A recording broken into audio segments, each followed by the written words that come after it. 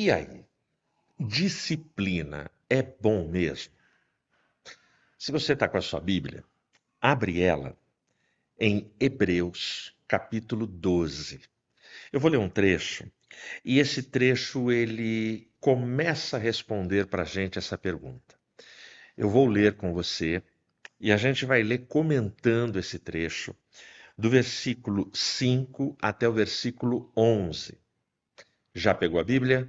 Já achou? Se você não está com a Bíblia, está com o aplicativo no celular, abre aí no celular e acompanha na sua tradução, na sua Bíblia, esse trecho da palavra de Deus. O texto nosso começa assim: E vós esqueceste da exortação que vos fala, como a filhos. Filho meu, não desprezes o castigo do Senhor, e não desfaleças quando fores repreendido por ele. Aqui o autor bíblico ele já começa chamando a atenção pelo benefício que um castigo pode trazer a um filho. Pais conscientes, pais que têm o senso da sua missão de educador, de provedor, de defensor, aquele que traz o alimento não apenas físico, mas também espiritual para o filho, entende a dimensão e a importância de um castigo quando é na medida certa, com equilíbrio, de forma racional, de forma inteligente, que o filho compreenda e entenda a necessidade daquele momento. É assim que o autor bíblico começa toda a sua abordagem sobre a questão da disciplina. Versículo 6: Pois aquele a quem o Senhor ama também disciplina e açoita a cada filho que recebe.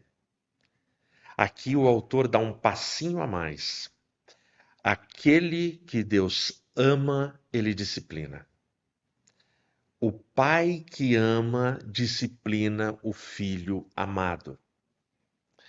Porque seria uma omissão, seria uma irresponsabilidade você ver o seu bebê, o seu filhinho que está gatinhando pela casa e que acha lindo colocar o dedo na tomada e você não disciplinar essa criança. Seria uma irresponsabilidade você ver o seu filhinho de 2 anos puxar um banquinho na cozinha e abrir a gaveta onde ficam as facas e você achar lindo e você não estabelecer ali uma ordem, uma regra e um limite. Portanto, o pai que ama como o Senhor, ele disciplina o filho. E se preciso, o texto vai falar que Deus, ele açoita o filho que ele ama. Cada filho que ele recebe. O açoite aqui, embora uma palavra pesada, não tem nada a ver com o açoite que se praticava nas senzalas dos senhores, dos capatazes contra os escravos, quando a gente pensa no contexto da escravidão e do abuso humano, não é disso. Dos campos de concentração, não é disso. Mas existem momentos e existem temperamentos, existem filhos que precisam de umas palmadas. Existem filhos que têm temperamentos que entendem um castigo, uma bronca, uma repreensão e obedecem. Só que existem filhos que são desafiadores, eles desafiam o tempo todo. Então, o texto aqui vai desenvolvendo para a gente a questão da disciplina. Verso 7 em diante: Se suportais a disciplina, Deus vos trata como filhos. Pois qual é o filho a quem o pai não castigue? Mas se ficais sem castigo, do qual todos são feitos participantes, então sois bastardos e não filhos. Olha que interessante. O autor está dizendo que todo pai disciplina, todo pai castiga o filho. E se você não é castigado, se você não participa desse processo, você não é filho, você é um bastardo. Você já deve ter ouvido, se você é pai, e se você é filho, você também já ouviu. Se você é pai, você já disse para o seu filho assim: aqueles meninos não são meus filhos. Você é meu filho. E o filho disse para o pai: ah, mas todo mundo faz. Todo mundo está fazendo. E o pai teve que falar exatamente isso, mas você não é todo mundo. Essa é a ideia. Porque eu não posso sair dando bronca e disciplinando todas as crianças do playground. Mas o meu filho não é bastardo. O meu filho precisa de disciplina para aprender a ter um convívio social que não traga vergonha para a família e que não faça com que ele no futuro quebre a cara. É isso que o autor está falando para mim e para você. Bom, versículo 9. Além do mais, tivemos pais segundo a carne, que nos corrigiam, e nós lhes prestamos reverência. Não devemos então nos sujeitar muito mais ao Pai dos Espíritos e viver? Sensacional aqui a colocação. Aí aqui ele começa a inverter a relação, essa dimensão humana. Ora, a gente prestava reverência para os nossos pais carnais, os nossos pais terrenos, que nos disciplinaram. Ontem, eu tive um longo tempo, um tempo de qualidade, eu e meus irmãos, trocando ideias, batendo papo com os nossos pais, com os meus pais. Meu pai com os seus 90 para 91, minha mãe ali com 87, e a gente batendo papo, tratando dos interesses da família, deles. E naquela troca a gente está ali se amando e, acima de tudo, reverenciando esses pais que nos disciplinaram. Aí o autor fala: ora, será que a gente não deveria respeitar, honrar, adorar e reverenciar muito mais o Pai das luzes, o Deus do céu, que disciplina todos os seus filhos? E por quê? Olha o 10 e o 11. Porque aqueles, verdadeiramente, por um tempo, nos corrigiam como bem lhes parecia, mas este para a nossa vantagem, para que possamos ser participantes de sua santidade. Porém, nenhum castigo parece ser prazeroso para o castigado, mas angustiante. Contudo, posteriormente, produz um fruto pacífico de justiça para aqueles exercitados por ele. Você entendeu a dinâmica desse texto? Você percebeu a construção desse texto? Esse texto ele está respondendo: disciplina é bom mesmo? Esse texto poderia ser resumido com uma palavra, que tem uma letra: é. Disciplina é bom mesmo? É.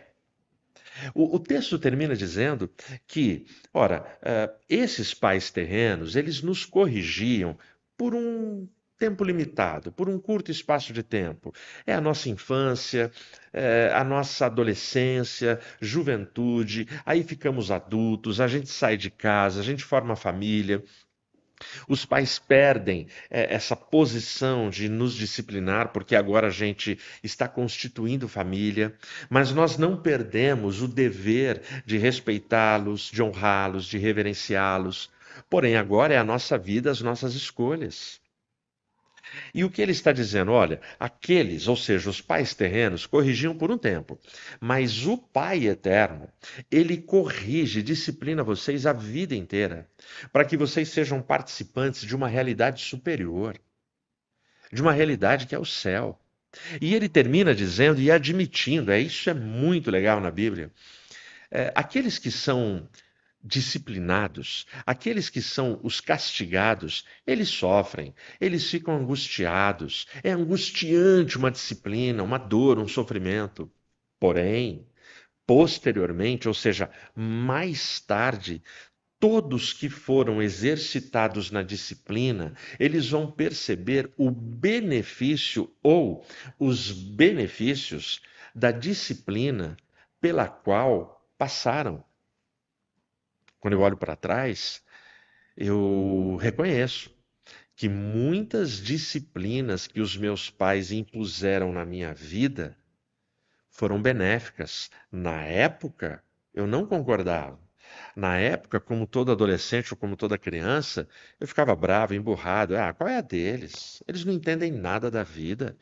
Poxa, isso é da época deles, não da minha época, que eu sou muito moderno, eu sou atual, eu estou vivendo nesse tempo. Só que o tempo passa. E aquela outra frase que todos os filhos ouvem e quando tiverem filhos vão falar para os filhos, você só vai entender isso, meu filho, quando você for pai. Você só vai entender isso, minha filha, quando você for mãe. Por enquanto você não entende. E é tão bonito a gente ouvir dos nossos filhos quando ainda os filhos que eles engravidaram nem saíram do ventre, ou da filha, ou do ventre da nora, os filhos falarem assim: eu já estou entendendo. E é assim que funciona. Então, disciplina é bom mesmo? É. Pode ser que você esteja passando por processos de disciplinas que você não compreende. Pode ser que eu e você estejamos no meio de disciplinas indecifráveis, disciplinas sufocantes, disciplinas massacrantes, disciplinas que aos nossos olhos a gente diz assim: isso é injusto. Poxa, eu não podia estar passando por isso, porque é angustiante. Mas no futuro a gente vai entender, a gente vai usufruir dos ensinamentos que este tempo disciplinador está trazendo nas nossas vidas. Isso é fé. Isso é fé em profundidade. Ter essa visão para com as disciplinas que vêm do trono, as disciplinas que o Senhor permite nas nossas vidas, é uma fé madura. Com essa resposta no coração, eu te convido a fechar os olhos para a gente orar. Senhor, muito obrigado pela tua palavra. Muito obrigado, Senhor, por esse trecho das Escrituras. Muito obrigado pela leitura desse texto. Muito obrigado, Senhor, porque esse texto, ele traz luz para a nossa compreensão diante dos sofrimentos, diante das injustiças, diante de todas as coisas que a gente percebe, que a gente sente, que a gente compreende como disciplinas na nossa vida. Pai, em nome de Jesus, que o teu Espírito Santo continue falando ao nosso coração, continue nos instruindo através desse texto. No teu nome eu oro. Amém. Disciplina. Disciplina tem a ver com obediência. Disciplina tem a ver com regulamento, tem a ver com regras. Disciplina tem a ver, quando a gente aplica a palavra a pessoas, tem a ver com pessoas que são rígidas nos seus hábitos, nas suas práticas, nos seus compromissos, nos seus deveres. Disciplina traz organização. Disciplina coloca ordem nas coisas. Disciplina, seja numa empresa, seja numa igreja, seja numa família, disciplina vou usar uma redundância, disciplina é uma disciplina muito boa. Ela é muito frutífera, ela tem muitos pontos positivos nela. Disciplina é algo que a gente vai conviver a vida inteira. Por exemplo, quando você chega no ambiente acadêmico, você vai ter 3 disciplinas que você vai ter que conviver com elas. E essas 3, que eu estou reduzindo aqui, estou resumindo para você, são as disciplinas obrigatórias, Aí você tem as optativas e você tem as eletivas. As obrigatórias você não tem como fugir. Para você chegar na conclusão do seu curso, para você se formar, você tem que passar por aquelas disciplinas, você tem que pontuar, você tem que atingir a média mínima que aquela faculdade exige, senão você fica de DP, senão você não se forma, senão você não conclui o seu curso. Imagina um médico que fala, que decide assim: ah, metade dessas disciplinas obrigatórias eu não quero fazer. Você confiaria nesse médico? Você entregaria a sua saúde, o seu corpo na mão e nos cuidados deste médico? Portanto, as disciplinas obrigatórias, elas não dão opção. Ah, eu não estou afim, eu não acordei bem-humorado, eu estou indisposto, hoje eu quero ir para o cinema, eu quero ir jogar bola. Não, não. As disciplinas obrigatórias, você paga um preço. É o preço da renúncia, é o preço de abrir mão do almoço, do churrasco, da saída, do bar, da pizzaria. Você abre mão de viagens, você abre mão de um monte de coisa por um determinado período da sua vida para se aplicar aquelas disciplinas que serão benéficas para a sua vida inteira. As disciplinas que são as optativas, como o próprio nome diz, você pode fazer opção por elas, mas elas não são obrigatórias. Você faz a opção, mas se você não cumprir, se você não realizar, não vai ter problema algum, não tem consequência, não tem dano para você. E aí as disciplinas eletivas, você também é quem escolhe, mas estas você tem um mínimo de crédito a cumprir, ok? Quando a gente olha para esses três formatos, para essas três formas de disciplina no ambiente da academia, você vai perceber que na vida nós também temos esse mesmo processo. Existem disciplinas que são obrigatórias. Eu sou pai. Eu não posso falar assim, ah, hoje eu não estou afim de ser pai. Eu preciso ter uma disciplina de pai. Por que é que tantas mães pelo Brasil estão sofrendo? Porque elas são casadas com homens que não assumiram o papel de pai. O que mais se vê é mãe tendo que ser pai, tendo que ser mãe, tendo que ser provedora, defensora, mantenedora, cabeça, líder, fazer tudo no lar. Onde é que está o pai? Está no bar, está na balada, está no futebol, está com os amigos e não quer papo. Não assume o seu papel. Só que essa é uma disciplina obrigatória. Se você não assume o seu papel, tem consequência lá na frente. A vida vai cobrar. O filho vai se ressentir da sua falta. Mas é só o pai? Eu também convivo com pais que são pai, mãe, são eles que cuidam, são eles que administram, são eles que lavam, que passam, são eles que fazem tudo. O lavar e o passar tanto é do pai quanto da mãe. É papel de todo mundo. O que eu quero dizer com isso é o acúmulo de funções para um só. Por quê? Porque a mãe, eu quero também curtir minhas amigas, o salão de beleza, as saídas, minha carreira profissional. Os filhos vão ficando, o marido vai ficando e faltou disciplina. Então existem disciplinas obrigatórias. E por que que é obrigatório? Porque tem um pacto, porque tem um contrato, porque tem uma certidão, porque tem promessa, porque tem bênção, porque tem juramento. Tudo isso aconteceu no casamento. Portanto, agora tem uma disciplina obrigatória para a vida. Mas aí na vida a gente também tem disciplinas que são optativas.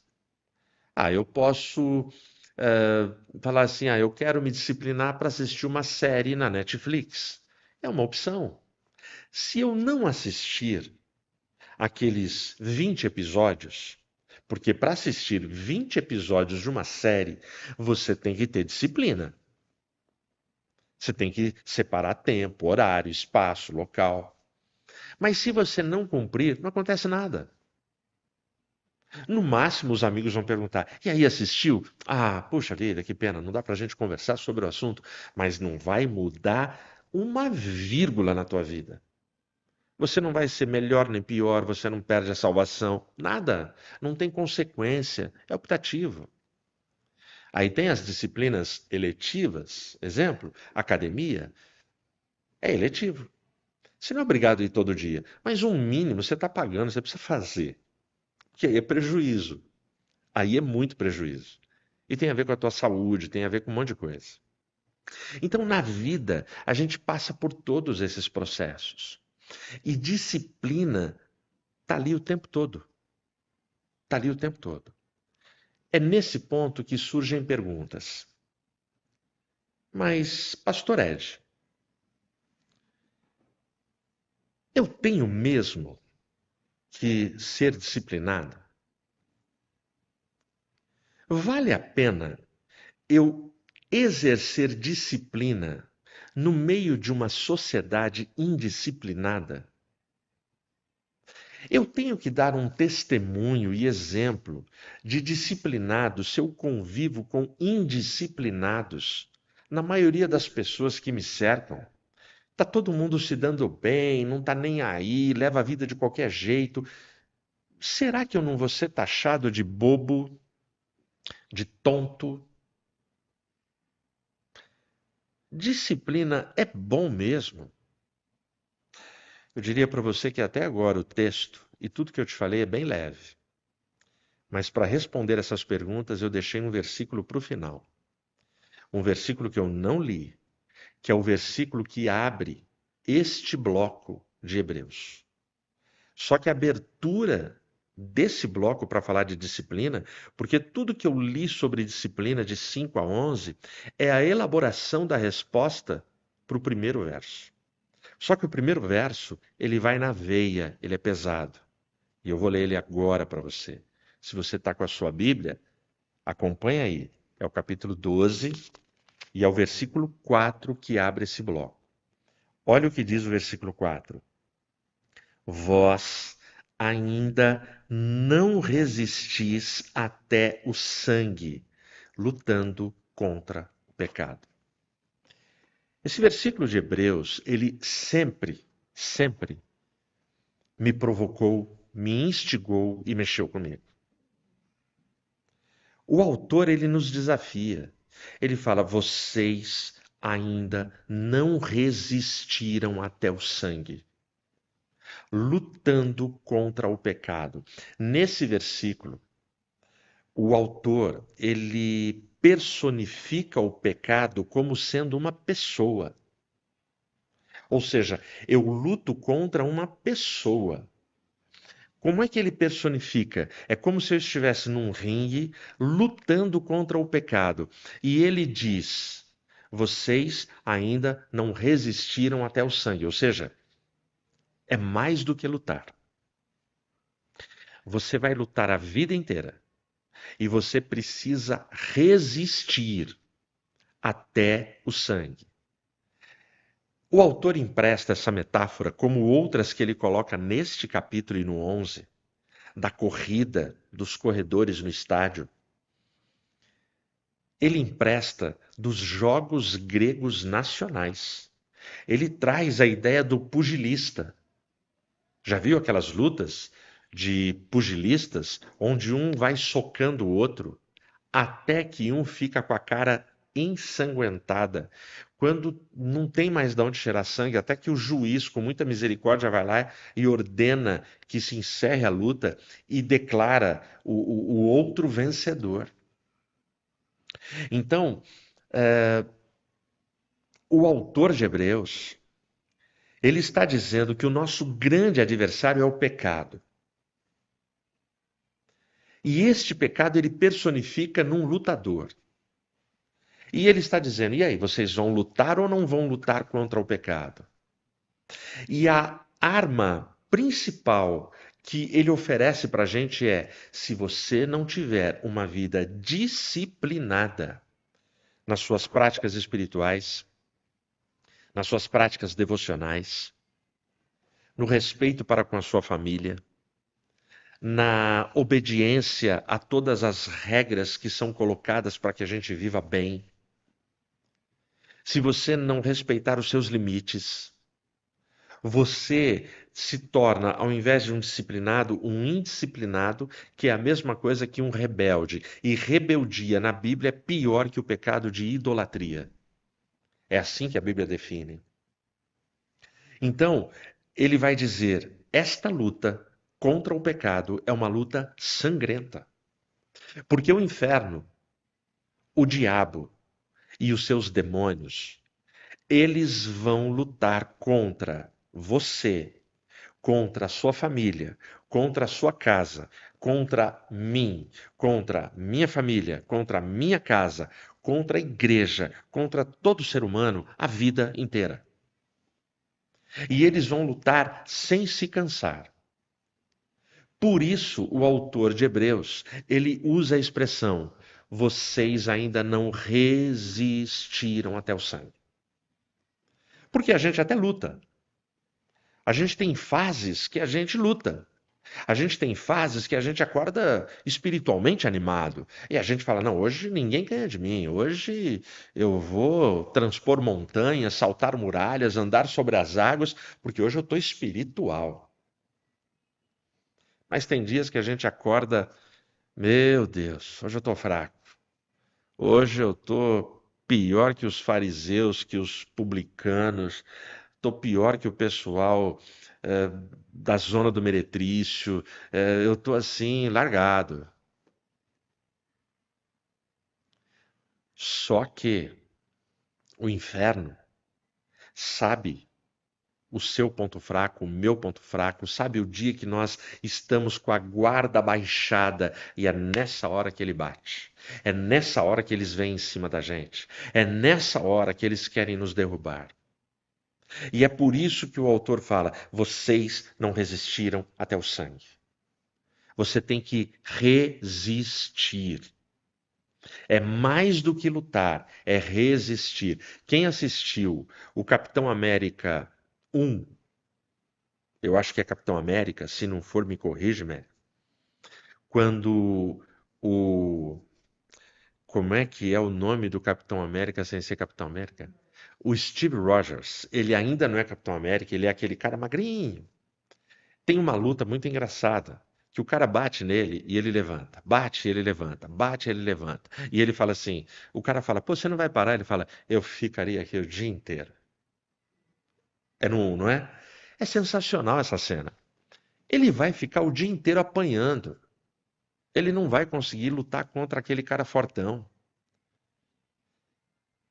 Mas é exemplar a postura dele.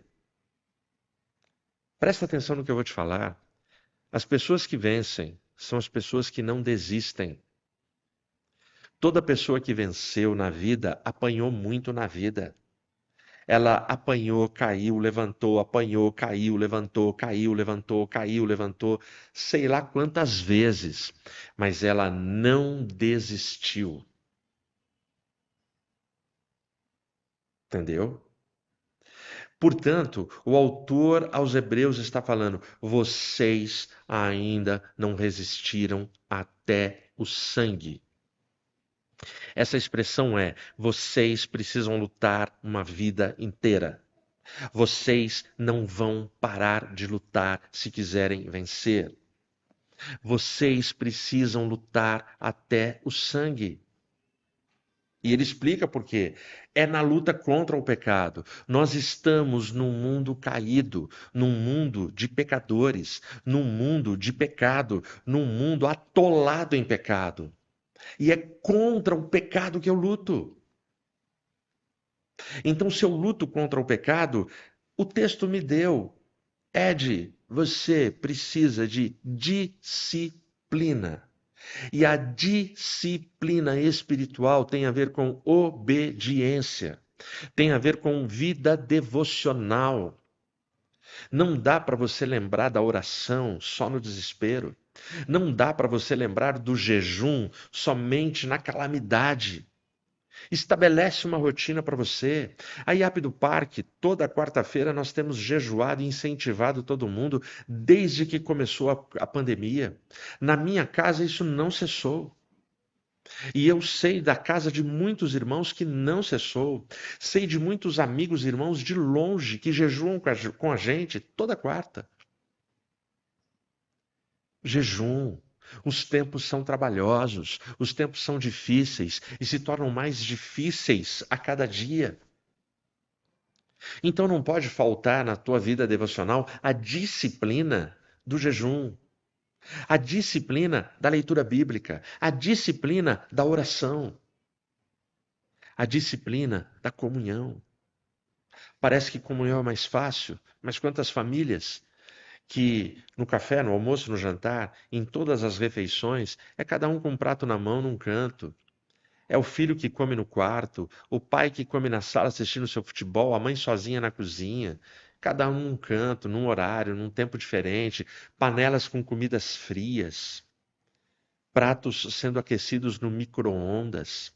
Eu não tenho nada contra isso. Existem emergências, urgências, necessidades que tem que ser assim.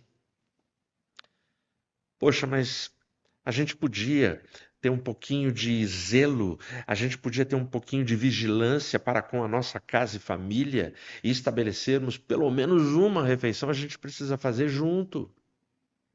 O ideal seria que fosse todas. Mas se não der, por questões de horário, isso e aquilo, mas pelo menos uma. Vocês precisam se encontrar uma vez no dia, pelo menos, ao redor da mesa, da partilha, do alimento, agradecer a Deus o pão nosso de cada dia. Disciplina.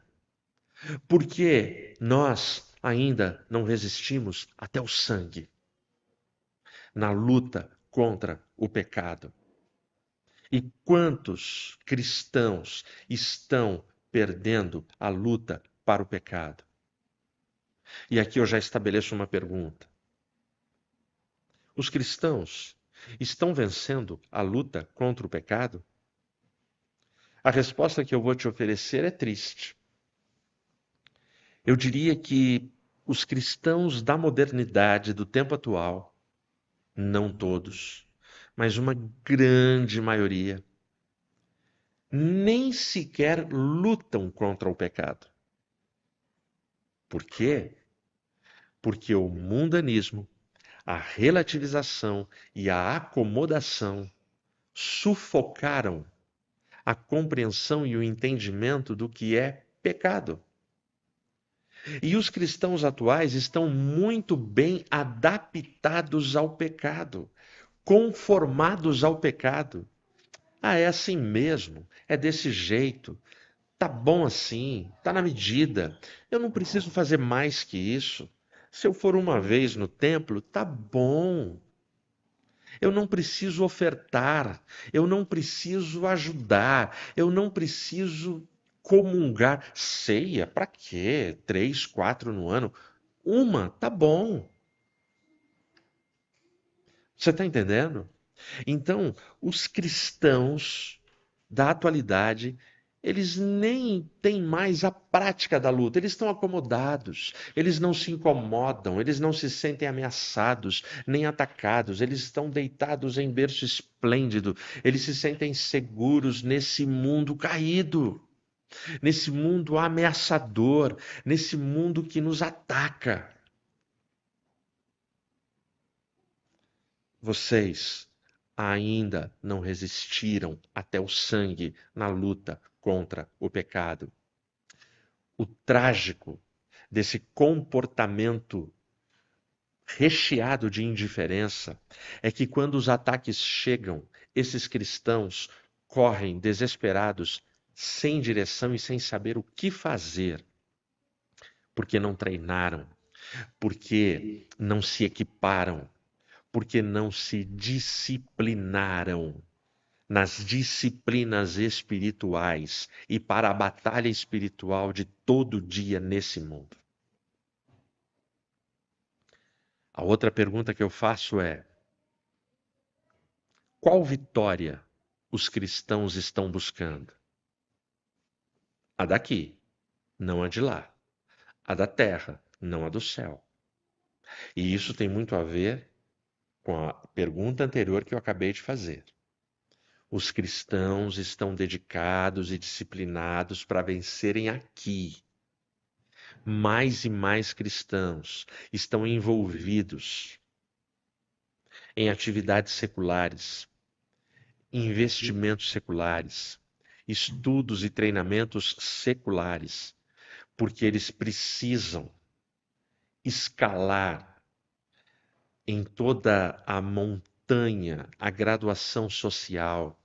Eles precisam se dar bem, eles precisam conquistar, eles precisam ser fartos materialmente para exibir as suas conquistas, que são efêmeras, que são passageiras, que acabam, que derretem, que evaporam, que somem, como some a vida, porque a nossa vida é um sopro. Então, infelizmente, os cristãos na atualidade, eles não entenderam o que é resistir até o sangue. Quem entende isso? Infelizmente,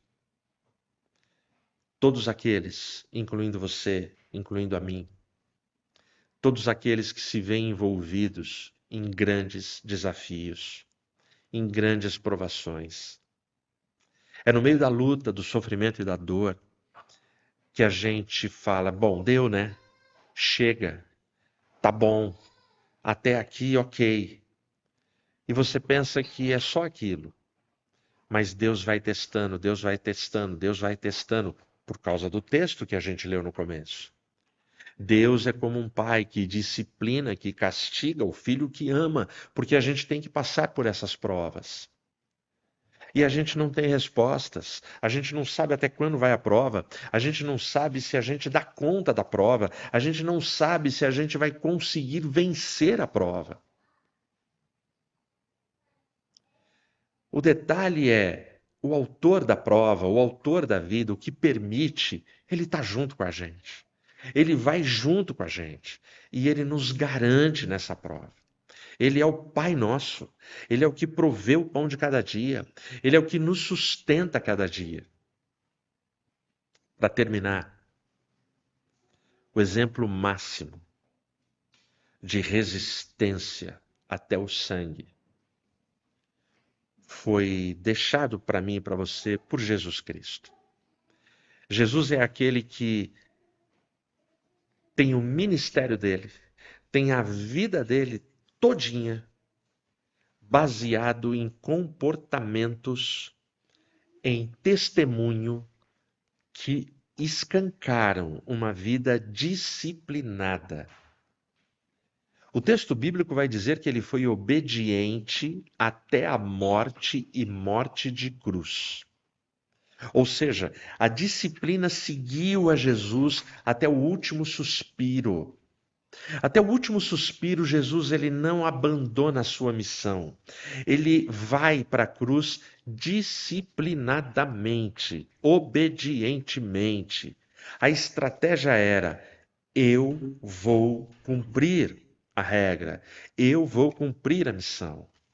Portanto, Jesus ele vai com disciplina e ele vai até o ponto onde ele resiste até o sangue.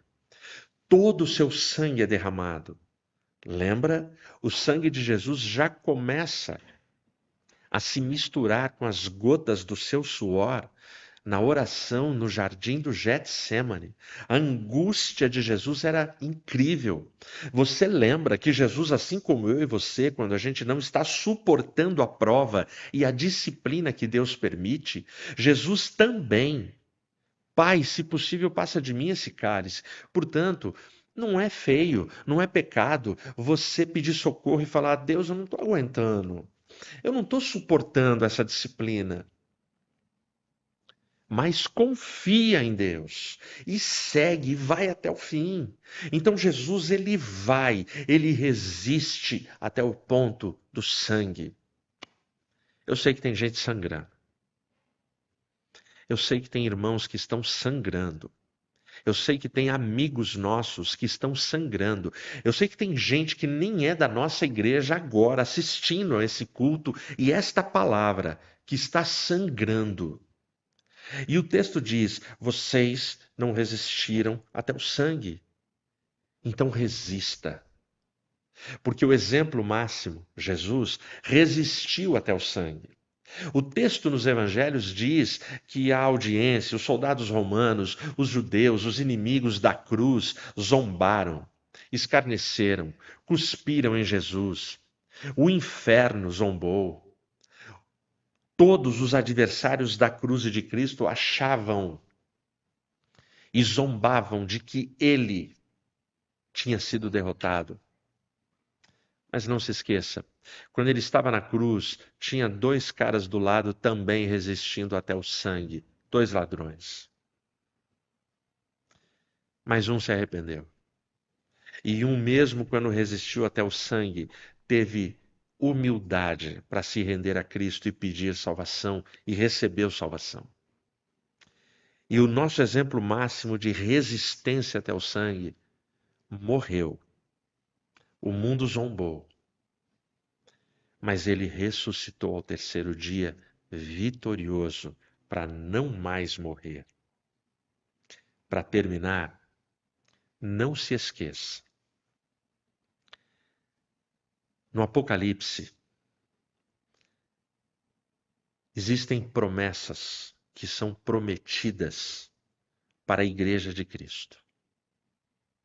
E no Apocalipse, essas promessas, elas são acompanhadas de frases de comando como: obedeçam, guardem os mandamentos, perseverem na fé, resistam, suportem, não neguem a fé.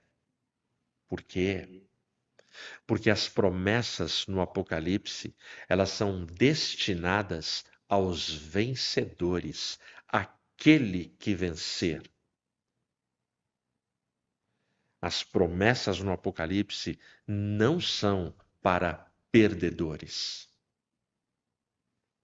Resista até o sangue, porque estamos lutando contra o pecado. E em Cristo nós venceremos e receberemos na glória promessas. E eu vou mais longe. Muitas promessas nós receberemos nesta vida e, por fim, a vida eterna. Que Deus te abençoe.